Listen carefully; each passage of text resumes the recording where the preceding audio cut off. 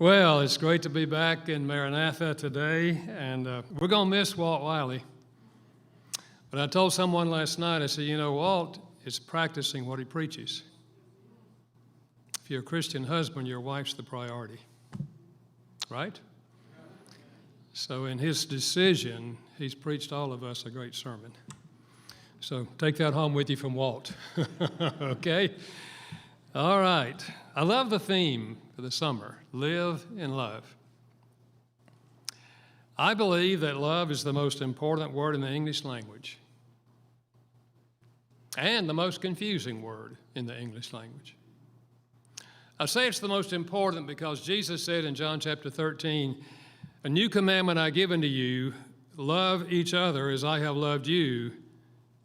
And then he said, "By this, all men will know that you're my disciples." He literally gave the non-Christian world the right to judge whether or not we're following him by the way we love. Nothing more important. But I say that love is the most confusing word because we use the word love in 1,000 ways. We say, for example, "I love hot dogs." Or in North Carolina, where I live, we say, "I love barbecue." In North Carolina, that's always pork barbecue. Then I hear people say, "Oh, I love the mountains. I love the beach. I love my new car. I love my dog." And then we say to a special someone, "I love you." What is that supposed to mean? Hot dogs and barbecue. Well, I'm not going to talk about 1,000 ways that we use the word love. I'm going to talk only about three ways, actually, that we use the word love. And I'm going to focus on the third of these. First of all, I want to talk about the experience of falling in love.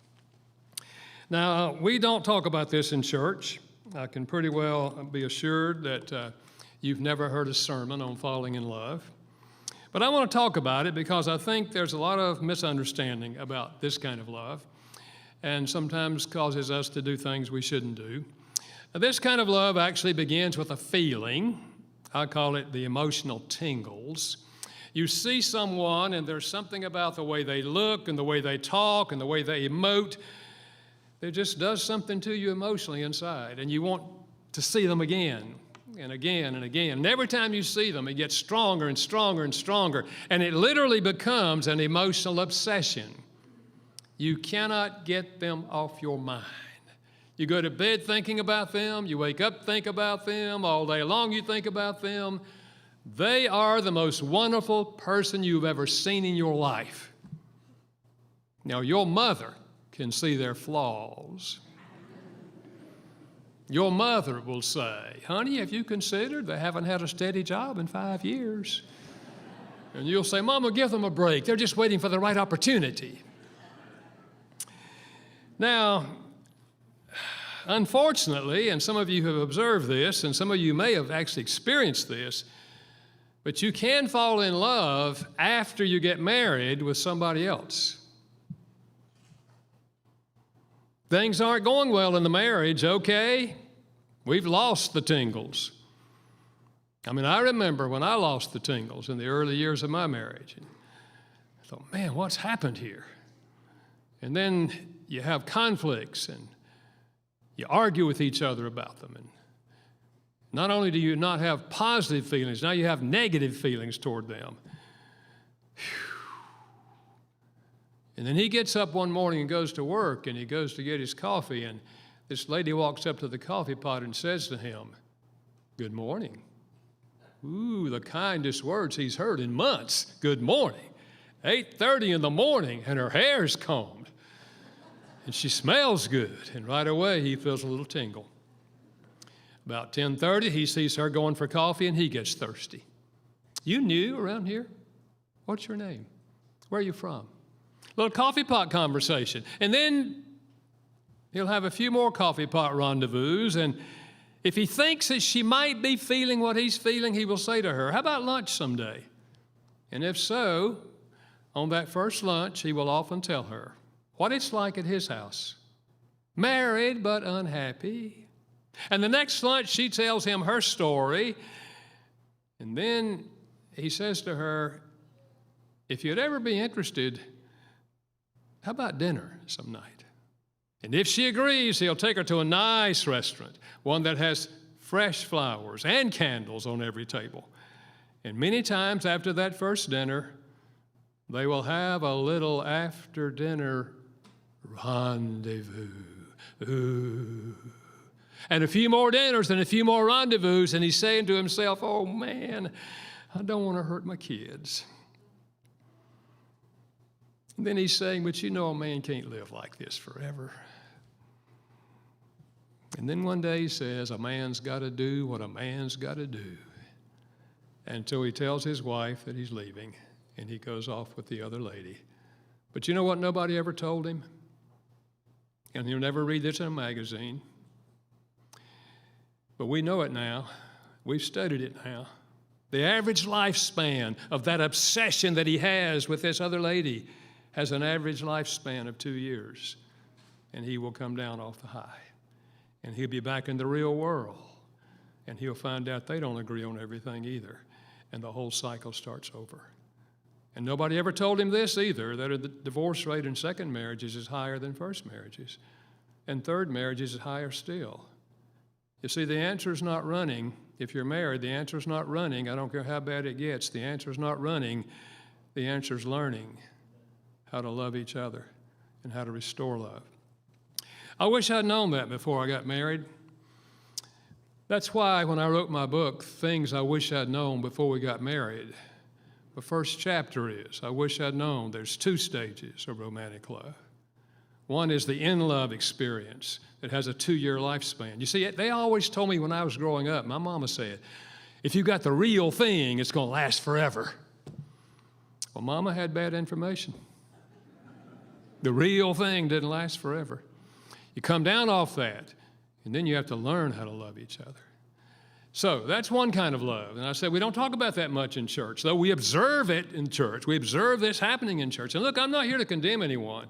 In a group this size, I know we have people who've been married more than once, likely. Listen, we are where we are, okay? And thank God he forgives. But I hope this week that we can be revived in walking and living in love, and whether it's marriage or other relationships. But the second kind of love I want to talk about is not nearly as exciting, but really far more important, and that is love as an attitude. That doesn't do much for you, does it? Attitude is a fixed way of thinking. And the attitude of love is, I choose to look out for your interest. See, what Jesus said is, you love others the way I loved you. He looked out for our interest. And so if we love someone, we're going to look out for their interest. It's an attitude. And here's the good news. We choose our attitude every single day. We don't choose our emotions. Like, you don't get up one day as a single and say, I think today I'll just fall in love with somebody. No. That just grabs you. I mean, you don't have to work when you're in love. I remember I was in the airport in Chicago, and a young lady was standing there, and I was standing there waiting to get on the plane. And so we started the conversation. She asked me what I did, and I said, well, I do marriage counseling. And she said, and I said, I speak trying to help people work on their marriage. And I saw this question mark in her eye, and she said, why do you have to work on a marriage? And she was engaged to a guy at the Great Lakes Naval Training Center. I knew she was in love. Yeah, she couldn't conceive you had to work on love. When you're in love, it's just there. But when you come down off that high, then every single day we choose to look out for the interests of the other person, or we choose to look out for our own interest. I had a wife in my counseling office just this week who said, Dr. Chapman, it's all about him. It doesn't matter what happens, it's all about him. He has no concern for me.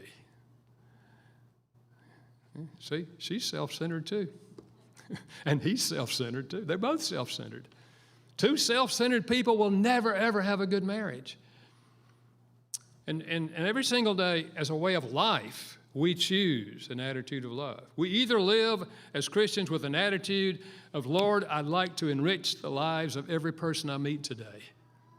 Or we approach life with a selfish attitude. I want to see what I can get out of life today. And you see, we choose those attitudes. And if we both are selfish and self-centered, we will never, ever have a good marriage. But if we both choose the attitude of love, we'll have not only good marriages, we'll have good parent-child relationships, we'll have good friendships. And so this attitude is extremely important. But I'm not going to belabor the point, because we do preach about this in church. Loving your neighbor as you love yourself, which we heard this morning. But I want to talk about the third kind of love, and again, we don't talk much about this, and that is understanding the emotional aspect of love. Almost everyone agrees that our deepest emotional need on the human level is the need to feel loved by the significant people in our lives. I like to picture inside every child, there's an emotional love tank. And if the love tank is full, that is, the child genuinely feels loved by the parents, the child grows up emotionally healthy. But if the love tank is empty and the child feels like they don't love me, that child grows up with many internal emotional struggles. And the teenage years will likely go looking for love, often in the wrong places. But I believe that adults also have an emotional love tank. And if you're married, the person you would most like to love you is your spouse. In fact, if you feel loved by your spouse, life is beautiful.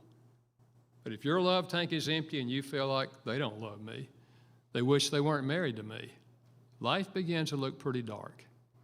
And just as much of the misbehavior of children grows out of an empty love tank, much of the misbehavior of adults grows out of an empty love tank. That doesn't excuse it, but that's where it's coming from emotionally. So the question is, how do we keep the love tank full in a marriage after we come down off the high of the in-love experience? What I discovered years ago is that what makes one person feel loved doesn't make another person feel loved. Never forget the day they came into my office. I didn't know them, never met them. Found out later they'd been married to each other for 30 years. They sat down, and the wife started talking immediately, and she said, "Dr. Chapman, before we start, let me just tell you a few things about us." She said, "We don't argue. We don't believe in arguing." She said, "We don't have any money problems." I was reading an article, she said, that money's the biggest problem in marriage. She said, "Not for us." And she went on with 2 or 3 more positive things, and I was beginning to wonder, did they come in here to tell me what a good marriage they have? Then she started crying. And she said, "But Dr. Chapman, the problem is I just don't feel any love coming from him. We're just like roommates living in the same house." She said, "I feel so empty inside." And she said, I don't know how long I can go on like this." And I looked over to her husband, and he said, "I don't understand her. I do everything I can to show her that I love her. She sits there and tells you what she's been telling me. She doesn't feel loved." He said, "I don't know what else to do." I said, "Well, what do you do to show your love to her?" He said, "Well, I get home from work before she does, so I start the evening meal. Sometimes I actually have it ready when she gets home. If not," said, "she'll help me, and then we eat." And said, "After we eat," he said, "I wash the dishes. And every Thursday night, I vacuum the floor. And every Saturday, I wash the car, I mow the grass, I help her with the laundry." And he went on. I was beginning to wonder, what does this woman do? Sounded to me like he did everything. He said, "I do all of that." And she sits there and says she doesn't feel loved. He said, "Dr. Chapman, I don't know what else to do." I looked back at her, and she said, "He's right, Dr. Chapman. He's a hard worker." She said, "But we don't ever talk. We hadn't talked in 20 years. He's always mowing the grass, washing the dishes, vacuuming the floor." You understand what's going on? A sincere husband who was doing everything he knew to do to show his wife that he loved her, and a wife who didn't get it. And after that, I heard similar stories in my office over and over again. And I knew there was a pattern to what I was hearing, but I had no idea what it was. So eventually I took time to sit down and read several years of notes that I made when I was counseling and asked myself the question, when someone sat in my office and said, "I feel like my spouse doesn't love me," what did they want? What were they complaining about? And their answers fell in 5 categories. And I later called them the 5 love languages. And I started using that in my counseling. That if you want her to feel loved, you've got to learn how to express love in her language. And if you want him to feel loved, you've got to learn how to speak his language. And I would help couples discover their love language, challenge them to go home and try it. And sometimes they'd come back in 3 weeks and say, Gary, this is changing everything. The whole climate's different now. And then I started using with small groups of couples, and the same thing would happen. It was probably 5 years later that I thought if I could put this concept in a book and write it in the language of the common person, maybe I could help a lot of couples I would never have time to see in my office.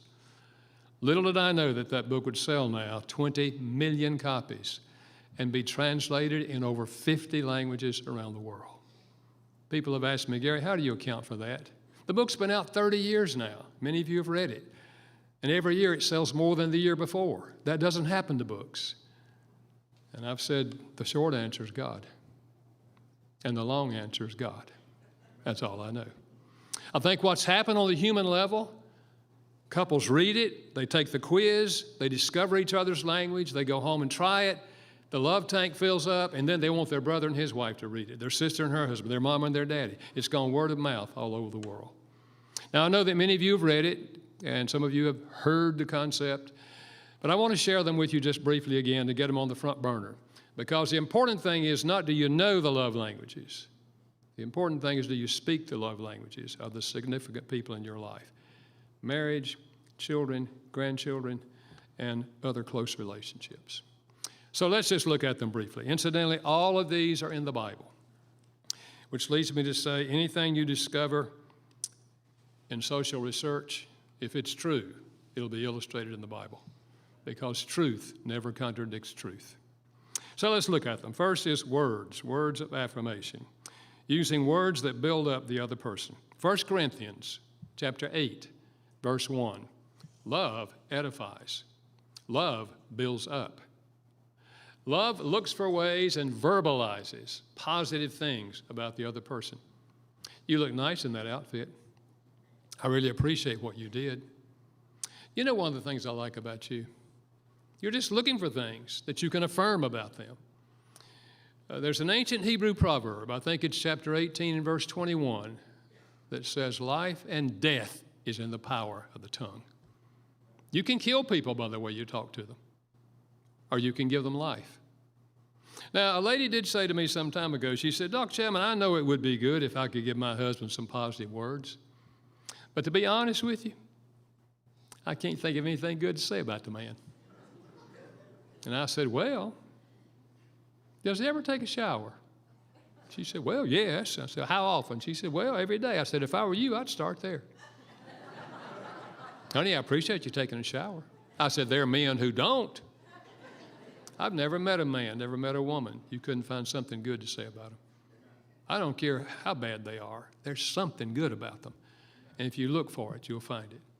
And you know, some of us in our efforts to help our children, we sometimes come down hard on condemning them when they've misbehaved, but we don't put that we don't wrap that in love.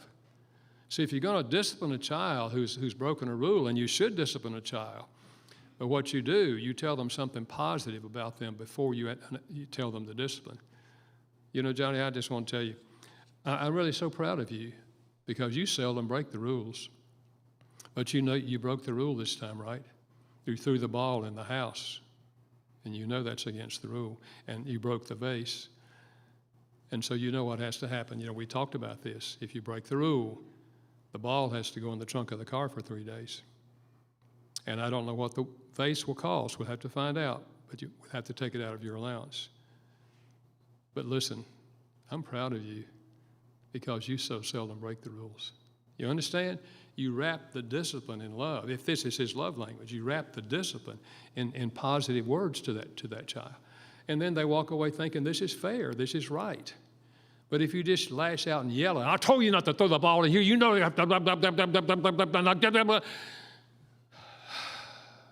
little Johnny walks away thinking, I try hard to do right, and I mess up one time, and I get clobbered.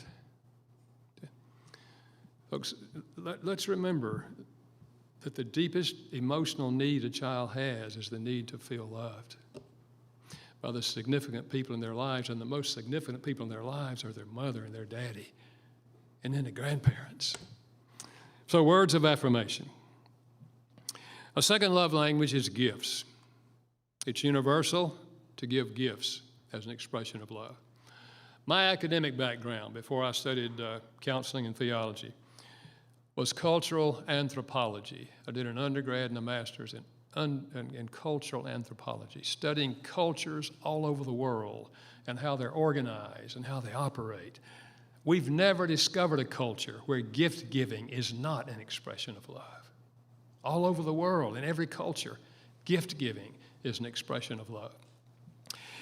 Now, Ephesians chapter 5 and verse 25 says to husbands, love your wives as Christ loved the church and gave himself for it. In that illustration, Christ himself is the gift. The greatest gift God ever gave us was Christ. We've been singing about it all morning and what he did for us on the cross, and the gift of forgiveness of our sins and the gift of eternal life with him here and forever. Whew. God is a gift giver. As a matter of fact, let's see, Monday night and Tuesday night, I'm going to speak on God Speaks Your Love Language, both of those nights, and how that affects and relates our relationship with God. But in the human level, gift giving is universal. Now, the gift doesn't have to be expensive. Haven't we always said it's the thought that counts? But I remind you, it's not the thought left in your head that counts.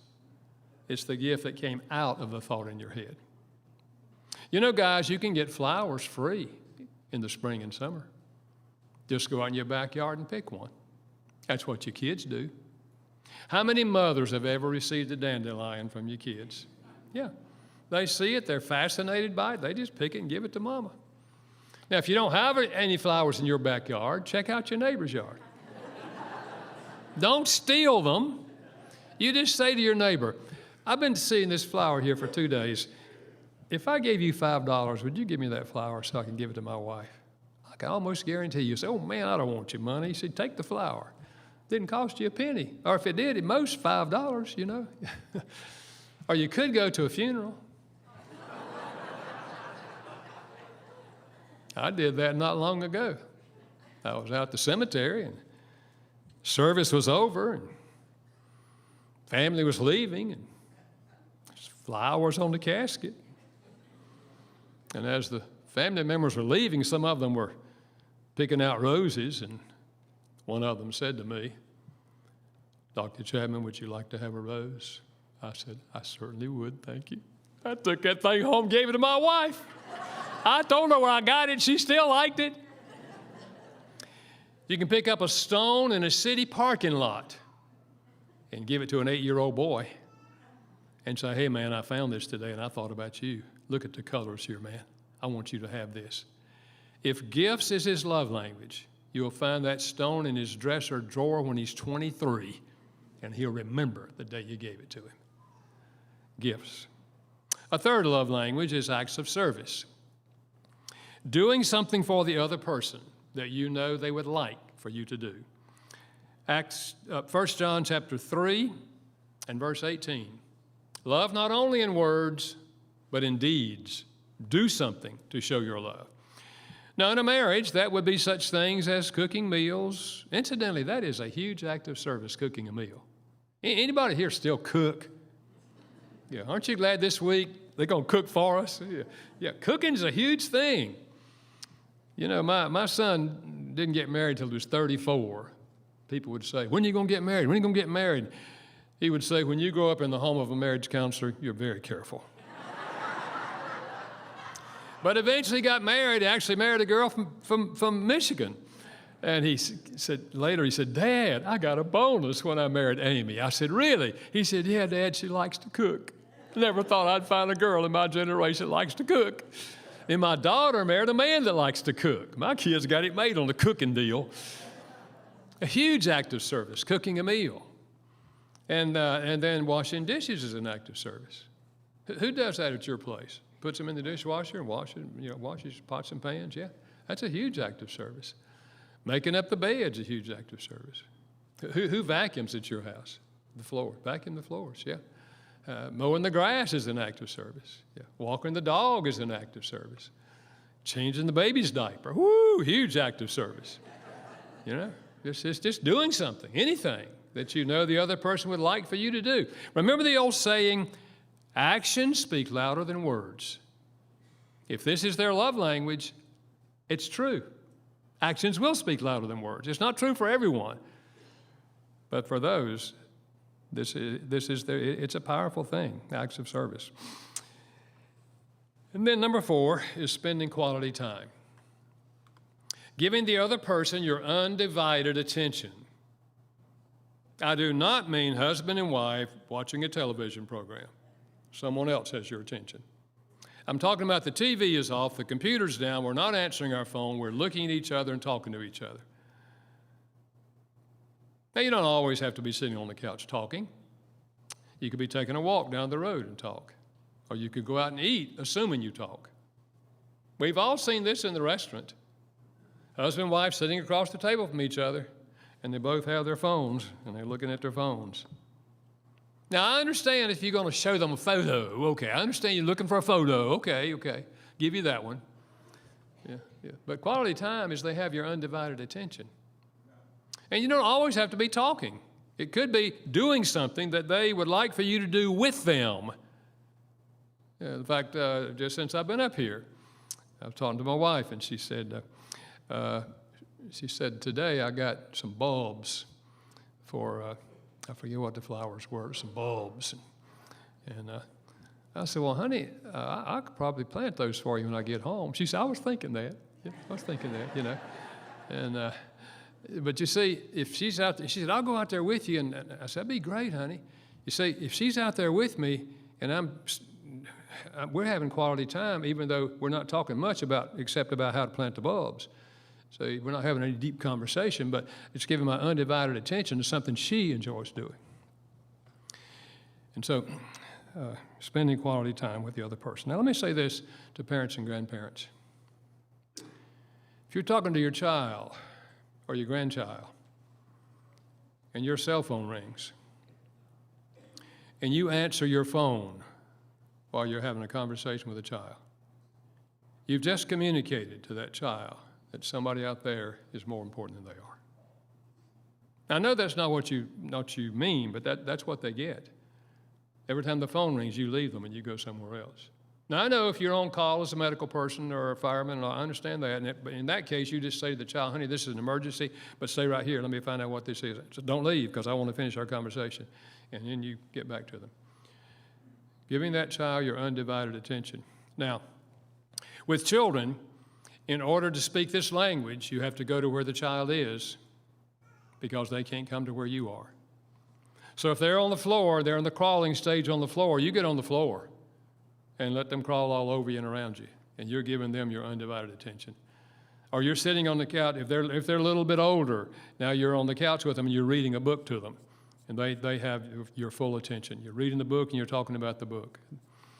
And then you go to the sandbox, and then right on, and we do fairly well when the kids are little and the grandkids are little. But when they get to be teenagers, we don't always want to go where they are. So what do? They go down the street and find somebody who will go where they are. And we miss out on quality time. I remember when my son in high school got into Buddy Holly. Anybody old enough to remember Buddy Holly? He got into Buddy Holly. And when he did, I got into Buddy Holly. I listened to his songs and read the lyrics. And I said, Derek, listen to this one. I like this man. And then one day I said, you know, Derek, I got to go to Fort Worth, Texas to speak. Why don't you go with me, man? And when I get through speaking, you and I will drive out to Lubbock, and we will explore Buddy's hometown. Oh, Dad, I'd love to do that. I had no idea how far it was from Fort Worth to Lubbock. Woo! It's a long ride, and not a lot out there except tumbleweed and railroad tracks. We went to the Chamber of Commerce. They gave us 3 pages on Buddy Holly. We went to the house where he was born. Took a picture. Actually, the house had been torn down, but I took a picture of my son on the lot where Buddy Holly's house used to be. Went to the church where he where he was married and where they had his funeral. And then we went out to every school he attended, went to the place where they played his first record. And we did the whole thing on Buddy Holly. And out the cemetery, I gave him a few minutes by himself. Just kind of walked away, And we came back and drove all the way back to Fort Worth talking about wondering what had happened if Buddy hadn't got killed in that plane crash. And wonder if Buddy was a Christian, because his youth director at the church told us Buddy was a Christian. I said, Derek, maybe we're going to see him in heaven. Woo! Won't that be great? Now, folks, can I be honest? I didn't care about Buddy Holly. He was already dead. Okay? But I cared a whole lot about my son. Are you with me? A whole lot about my son.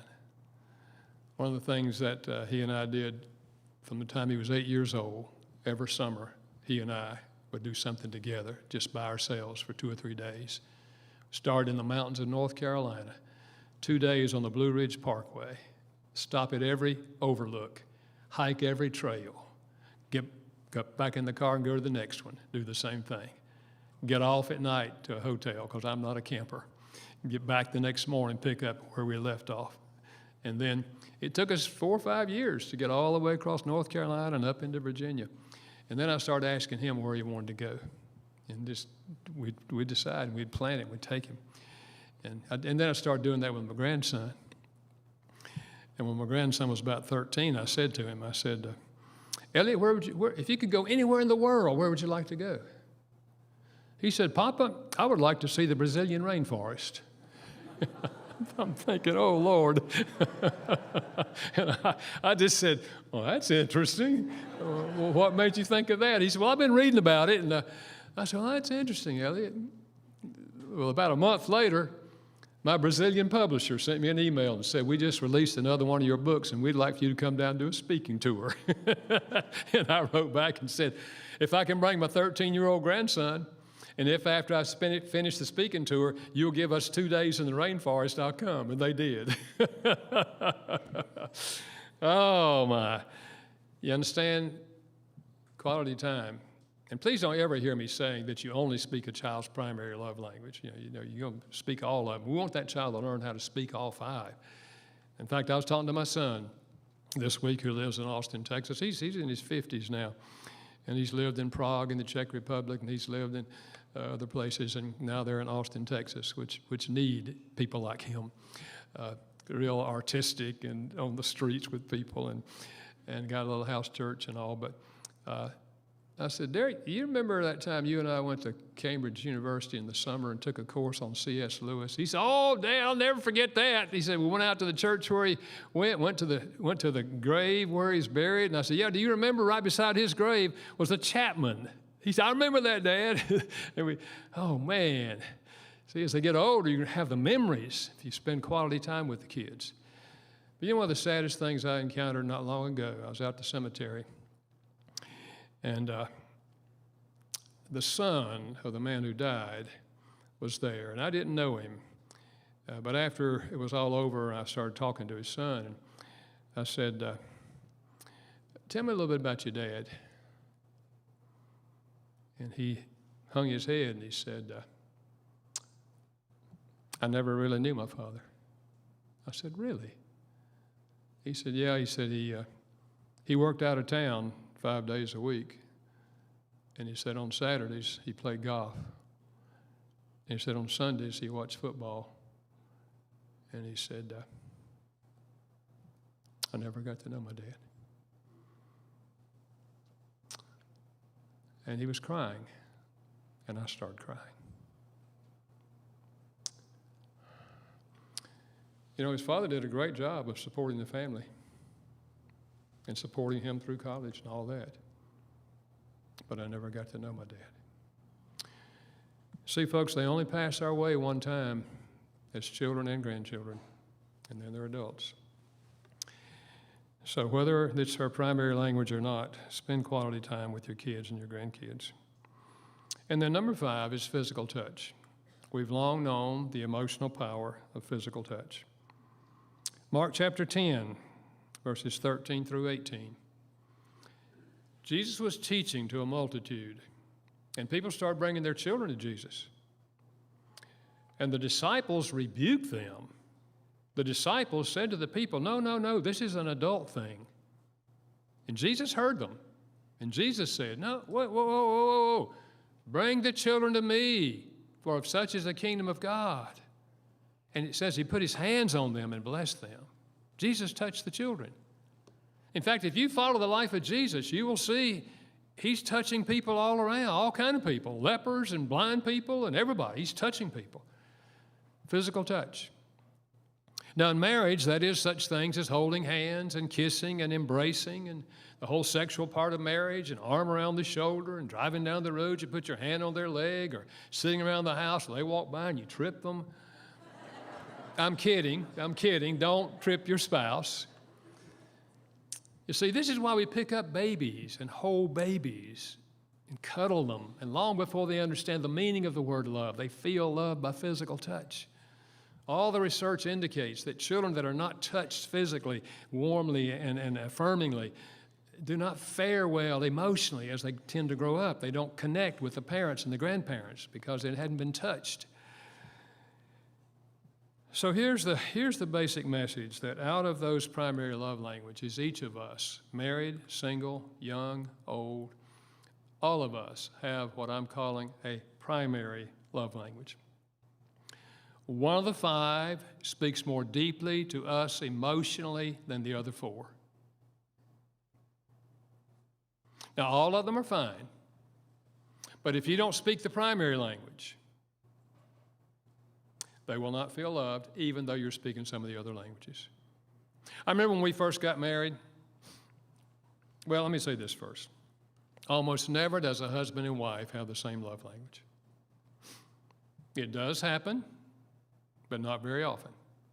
And even if they have the same language, they will likely have different dialects of that language. For example, a wife said to me recently, she said, Gary, my husband and I have the same love language. I said, wonderful, what is it? She said, acts of service. But, she says, the things I want him to do for me that make me feel loved are different from the things he wants me to do to make him feel loved. Understand? Same language, just different dialects. And then by nature, we speak our own language. When I got married, I knew nothing about love languages. In fact, I didn't know much about anything when I got married, except I was in love.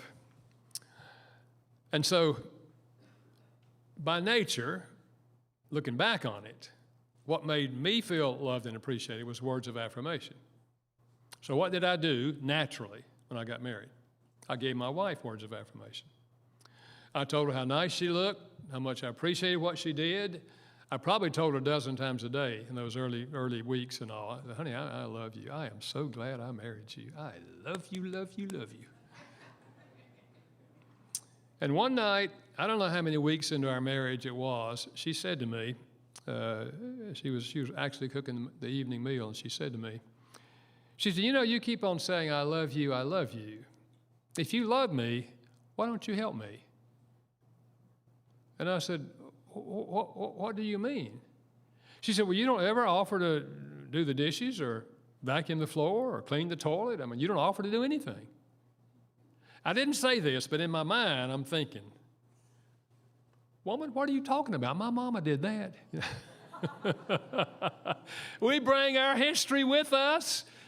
Whatever our mama did, we expect our wife to do, but that's a different woman, And I said, she said, it seems like to me if you love me, you'd be offering to do some things. And I said, well, I didn't know you wanted them done. I said, but yeah, I can do that. I said, I can wash dishes. I mean, that's one thing my mama taught me, how to wash dishes. So I thought, I can do that. I said, now, I don't know how to clean toilets. And she said, well, I can teach you, So I started doing those things, and she started giving me words of affirmation. And she wasn't giving me any words of affirmation beforehand. I guess she just thought he's not worthy. I mean, if he does something, I'll. So see, I didn't know anything about love languages, but looking back on it, she was telling me her love language. She was telling me her love language is acts of service, and I was giving her words. So obviously the answer is that we have to learn to speak the love language of the other person. And I say learn because it's not always easy. If you didn't receive some of these love languages growing up, then you have to work on learning how to speak these love languages. Now, so how do you discover your love language or your spouse's love language or a child's love language? Well, let me give you 3 informal ways. These are not on the screen, but let me give you 3 informal ways. Number 1, observe your behavior in relating to other people, or observe their behavior. Because typically, there's to other people in the family and out of the family, they're speaking their love language. If you hear your spouse on the telephone giving encouraging words to whomever they're talking to, and you just realize this is pretty normal for them. They're always giving people encouraging words in person or on the phone or whichever. Probably words of affirmation is their language. They're giving what they'd like to receive. Or if they're always giving gifts to people, probably that's their language. That's what they'd like to receive. Not always true, but most of the time true. Now, you can discover a child's primary love language by the time they're 4 years old by observing their behavior. Our son's love language is physical touch. When he was that age and I would come home from work, he'd run to the door, grab my legs, and climb on me. He's touching me because he wants to be touched. Our daughter never did that.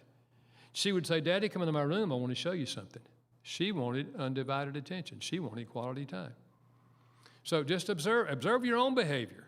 What do you do most naturally to show love to people? It's a clue as to what your love language is. Second clue, what do they complain about most often? And what do you complain about most often? See, if your spouse is saying to you, I just feel like we don't spend any time together. We're just kind of like ships passing in the night. They're telling you that quality time is their language. You see, by nature, if our spouse says that we see it as they're complaining, we get defensive. If a wife says to a husband, I just feel like we don't spend any time together, he'll likely say, what do you mean don't spend time together? We had dinner Thursday night. What you talking about, woman? So we get defensive, but really they're giving us valuable information. I had a mother say some time ago, she said, Gary, my 6-year-old son said to me, we don't ever go to the park anymore since the baby came. His love language is quality time. He used to have his mother's undivided attention at the park, and they're not going to the park now. The baby's in the way. See? What do they complain about? What do you complain about? What's your most common complaint? That reveals what your love language is. And then number 3, what do they request most often? What do they request most often? What do you request most often? Your request also reveals the love language. For example, my daughter in the teenage years, her most common request was, Dad, can we take a walk after dinner? She's asking me for quality time. See, it was there when she was 4 years old as a teenager. She's asking me for quality time. My son would never walk with me. He said, walking is dumb, not going anywhere. Going somewhere, drive. His most common request was, Dad, can we play basketball after dinner? And the way we played basketball in the backyard, it was physical touch, okay? So you put those 3 things together, you can pretty well figure out your own love language and someone else's love language. But you can also go online and take a free quiz at 5lovelanguages.com. The number 5, 5lovelanguages.com. There's a quiz for married couples, there's a quiz for single adults, there's a quiz for teenagers, and there's questions there to ask your children. In fact, my publisher that runs that website told me that 80 million people have taken that couples quiz. And I said to them, you guys should have been charging $1 a piece, you know. And I love Moody Publishers, and they said, no, Dr. Chapman, we just want to get the word out. I'm with you, man, I'm with you, you know. So we discover each other's love language, and then we choose to speak it. Here's where the attitude comes in. I had a man say to me, he said, Dr. Chapman, my wife now read your book. He said, we took the quiz, and her love language is acts of service. But I'm just going to tell you and her, if it's going to take my washing dishes and my vacuuming floors for her to feel loved, she can forget that. You understand? He's choosing not to express love to her in her love language. And I said to him, that's your choice. I said, love is a choice. I've given you information in the book. But love is a choice. You decide to love or not to love in a way that's meaningful to her. I said, if you want to live with a wife who has an empty love tank, that's your choice. I said, I much prefer to live with a wife who has a full love tank. I said, I've lived with both. Same woman, early years, empty love tank. Later years, full love tank. I said, I much prefer the latter woman. I said, that's why I do wash dishes. I do vacuum floors. I do take out the trash. I do clean toilets. And I said, my wife tells me I'm the greatest husband in the world. That's my language. I know that's a hyperbole, but it feels good to me. You understand? Understand what I'm saying? You understand why so many people tell me every time I do Saturday marriage seminars all over the country. You can get that information at 5lovelanguages.com to where I'll be. Every Saturday, I'll have half a dozen or more come up to me and say, Dr. Chapman, we just wanted to share with you. Your book on the 5 love languages saved our marriage. We were that close to divorce. We read the book, and the lights came on. And we realized how we missed each other through the years. And we took the quiz, and we started speaking each other's language. It literally saved our marriage. You see, if we can get this going in our marriages and keep it up. See, I know many of you have already read the book. Many of you know the love language of your spouse. That's not my question. My question is, are you speaking it? If you're married, what if you say to your spouse, let's start with the guys. Guys, what if every 2 or 3 weeks you say to her, honey, on a scale of 0 to 10, how full is your love tank? And she gives you a reading. 10 means full. Anything less than 10, you say, what could I do to help fill it? And just whatever she says, she's giving you information. It may not even be her primary love language that week that she's asking for, but she's giving you information. And ladies, maybe you might try that with him too. Just keep it on the front burner. Keep it on the front burner with each other. Now, this applies in marriage. This applies with your children. This applies with your grandchildren. This applies in all human relationships. I was talking with the bookstore people, and they said over there tomorrow, they have the original book. They have the special edition I wrote for men, 5 love languages, men's edition. Just giving the guys a little extra help, you know. And I'll come back to that in just a minute. And then they have one for parents, the 5 love languages of children, parents and grandparents, and then one for parents and grandparents on the 5 love languages of teenagers. There's one for single adults, how this applies in their relationship with their parents, their siblings, their college roommates, their dating partners. So they got all those over there in the bookstore. You can get them tomorrow and the next day. But, you know, this whole thing comes back to our attitude. And if we ask God to give us the attitude of Christ, which is precisely what Paul challenges us to do in Philippians chapter 2.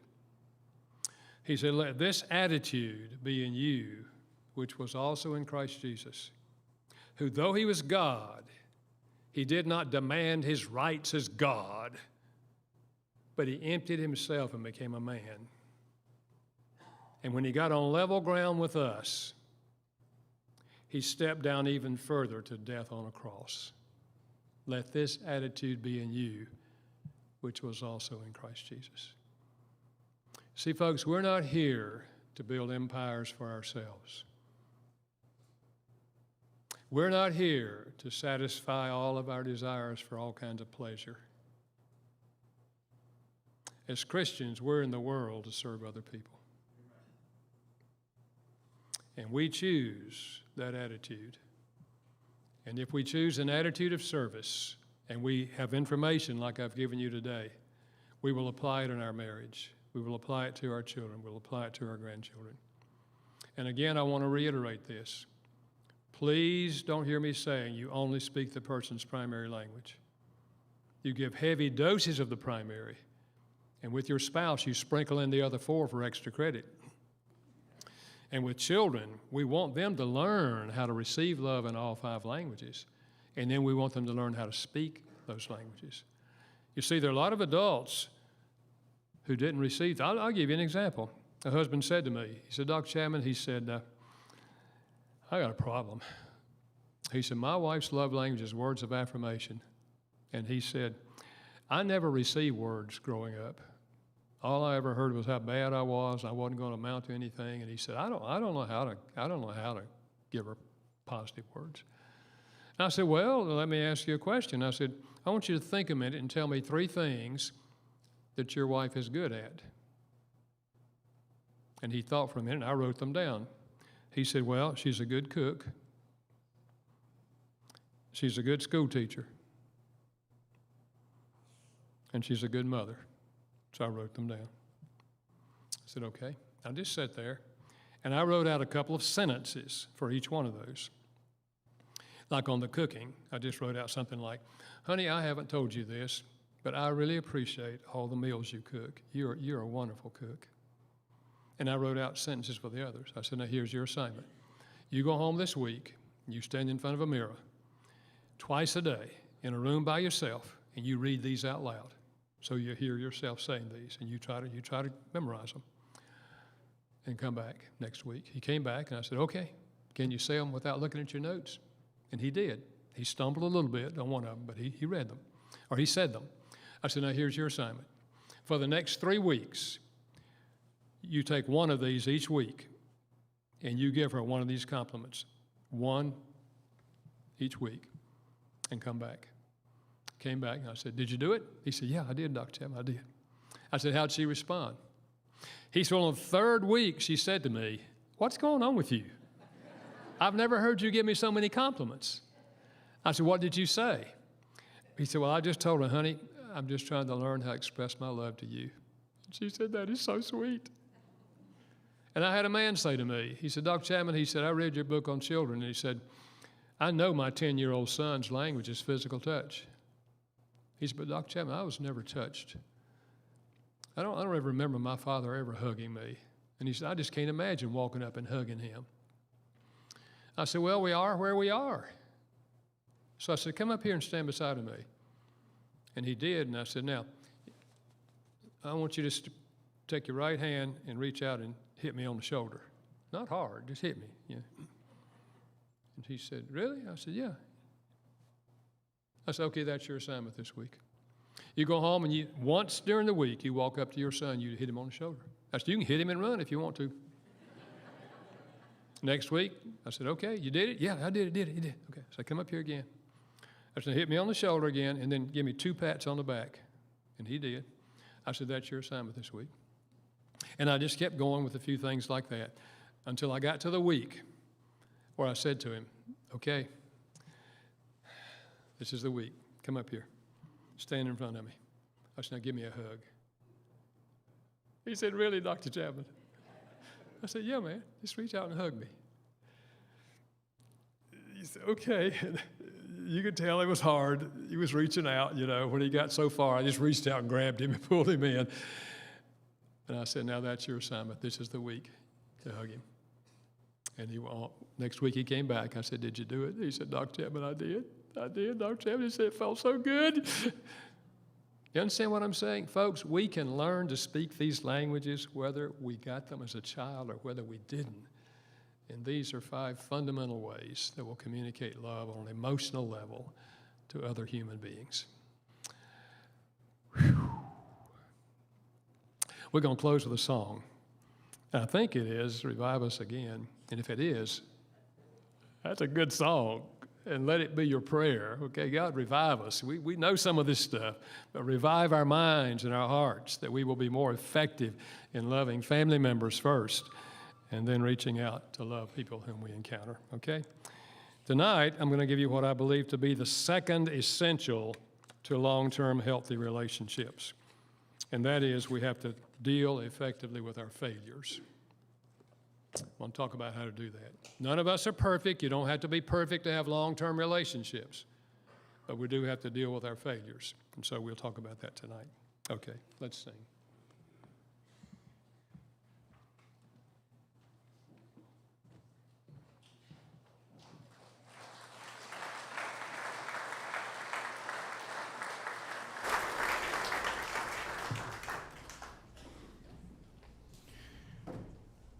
Well, as we can see, we probably need revival, which is one of my favorite subjects and one of my favorite songs, but there's a whole lot of levels we need it on.